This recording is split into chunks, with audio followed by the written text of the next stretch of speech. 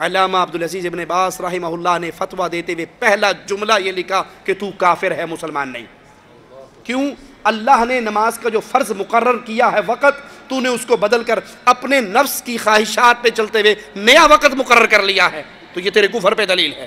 ایک بندہ وہ ہے جو فجر کی نماز پہ الارم لگاتا ہے لیکن نیند کی شدت کی وجہ سے وہ نہیں اٹھ سکتا، وہ جب اٹھے گا نماز پڑھے گا، اس کا حال الگ ہے، اس کا حال الگ ہے۔ لیکن ایک بندہ وہ ہے جو الارم ہی 8 بجے کا لگاتا ہے کیونکہ اس نے 8 بجے ڈیوٹی پہ جانا ہے، تو انسانوں کی نوکری اس کو عزیز ہے، رب کی غلامی عزیز نہیں ہے۔ جو اس طرح عمدن قصدن وقت نکال کے نماز پڑھتا ہے تو شیخ کا یہی فتویٰ ہے۔ کہا جاتا ہے مجبوری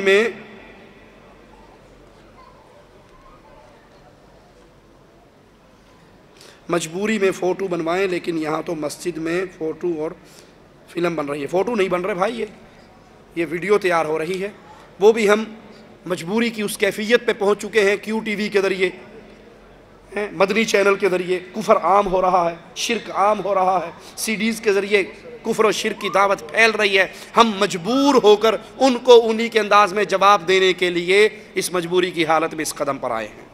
اگر باپ اپنے بیٹے یا بیٹی کا کسی جگہ رشتہ کرنا چاہے اور بیٹا یا بیٹی نہ کرے، مطلب یہ ہے کہ باپ اپنی مرضی سے بیٹے یا بیٹی کا رشتہ کر سکتا ہے جبکہ بیٹا یا بیٹی راضی نہ ہو، اسلام کی روشنی میں وضاحت کریں۔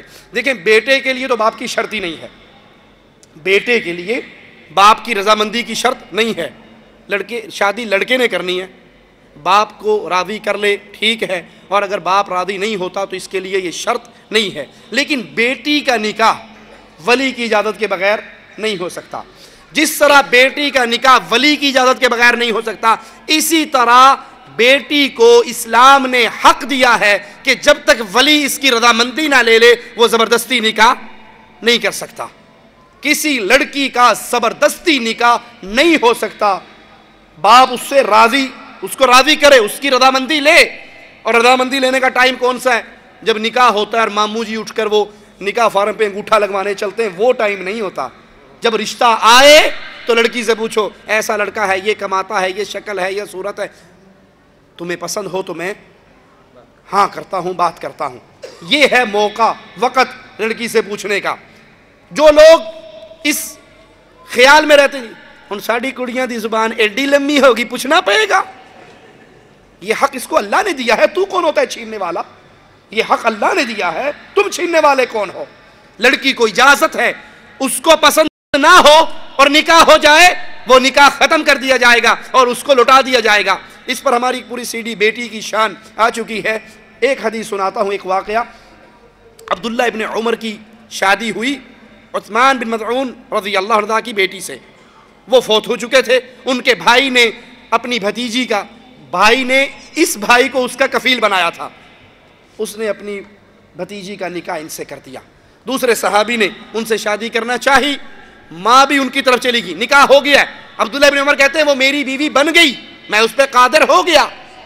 معاملہ اللہ کے رسول صلی اللہ علیہ وسلم کے پاس پہنچا، آپ نے بلایا تو اس لڑکی کے وکیل نے کہا، اللہ کے نبی، میرے بھائی نے اس کو میرے ذمہ دیا تھا، میں نے اس کی پھوپھی کے بیٹے سے اس کا رشتہ کیا ہے، لیکن اس کی ماں اس کا کہیں اور کرنا چاہتی ہے۔ آپ نے لڑکی سے پوچھا، لڑکی نے اس طرف رضامندی کی، آپ نے اس نکاح کو ختم کر کے اس کو اس سے نکاح کر دیا۔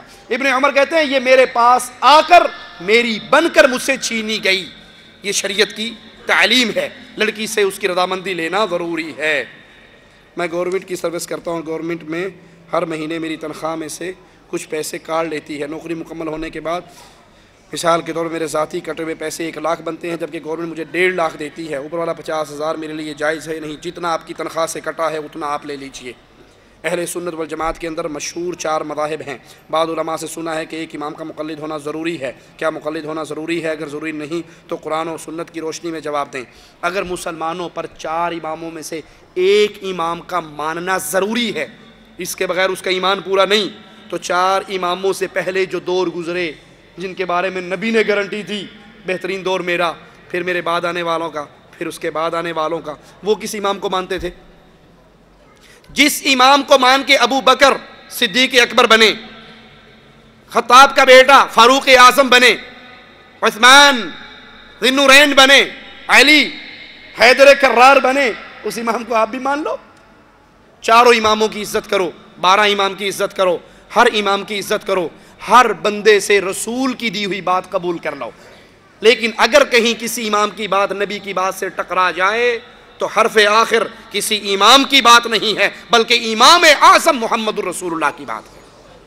हर बंदे से गलती हो सकती है, 4 इमामों से गलती नहीं हो सकती है, लेकिन रसूलुल्लाह से गलती, वमा यंतिकु अनिल हवा इन हुवा इल्ला वह्यु यूहा, हर बंदा अपनी मर्जी से बोलता है, मोहम्मद करीम शरीयत की बात रब की मर्जी से करते हैं। तो इसलिए अगर ये 4 इमाम पकड़ना ज़रूरी होते तो इन 4 इमामों से बहुत अफजल और आला 4 खुलाफा नहीं गुजरे मेरे नबी के, उनके नाम पे नहीं मज़हब बनना चाहिए था। ये उम्मत को जोड़िए, अल्लाह के लिए उम्मत को ना तोड़िए। और उम्मत न 4 पे जुड़ सकती है, न 12 पे जुड़ सकती है। उम्मत जुड़ेगी तो सिर्फ मुहम्मदुर रसूलुल्लाह के नाम पे सल्लल्लाहु अलैहि वसल्लम। आजकल हम लोग अपनी बीवियों से 2 साल तक परदेश में रहते हैं, ये तरीका सही है या नहीं, इसके बारे में बयान करें। सुनने के बाद अमल कर लोगे? मज़ा लेने के लिए सवाल करते हो? हाथ उठाओ जिनको मैं मसला सुनाऊं और वो सुबह खरूज लेके बीवी के पास चले जाएं। सुन के मानना नहीं, पूछने मौलवी साहब कहते की ने।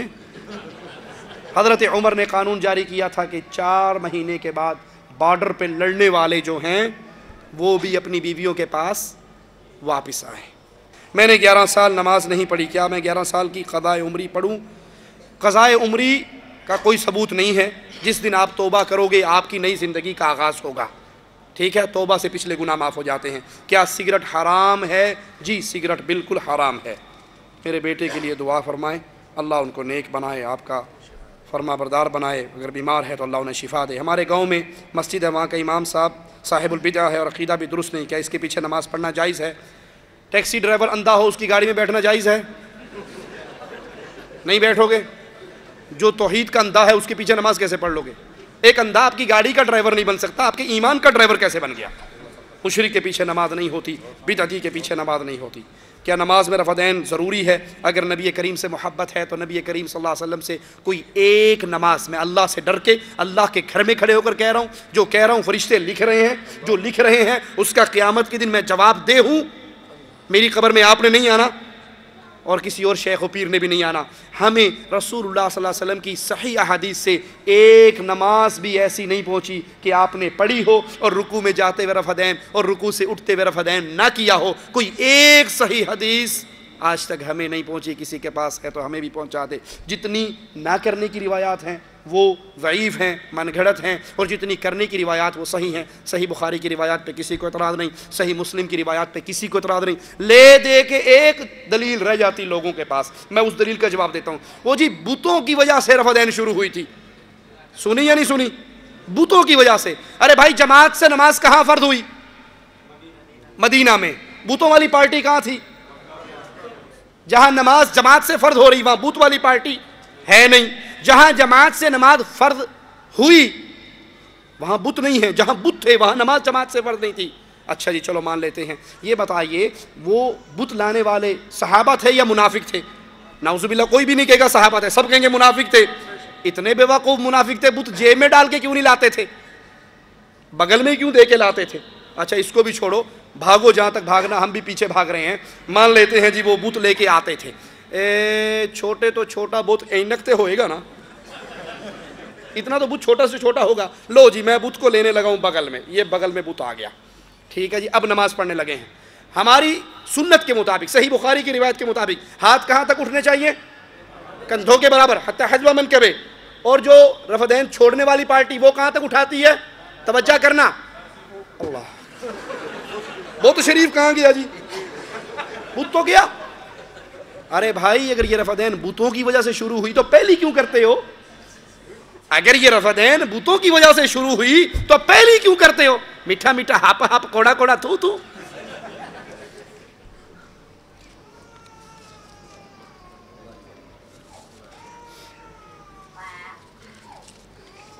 क्या हज़रत आपकी तकरीर के बाद दुआ क्यों नहीं मांगी जाती? हमने दुआ मांगी नहीं मांगी जी? मांगी यार, मुंह पे तो झूठ ना बोलो भाई। जो आपका मसला है कि इज्तिमाई दुआ हाथ उठाकर क्यों नहीं मांगी जाती, क्योंकि इसकी दलील हमें रसूलुल्लाह के अमल से नहीं मिलती सल्लल्लाहु अलैहि वसल्लम। हम तो वो काम करते हैं जो हमारे आका ने किया। हमारे आका भी एक हैं, इमाम आज़म भी एक हैं, कायदे आज़म भी एक हैं, एक ही हस्ती को पकड़ा है।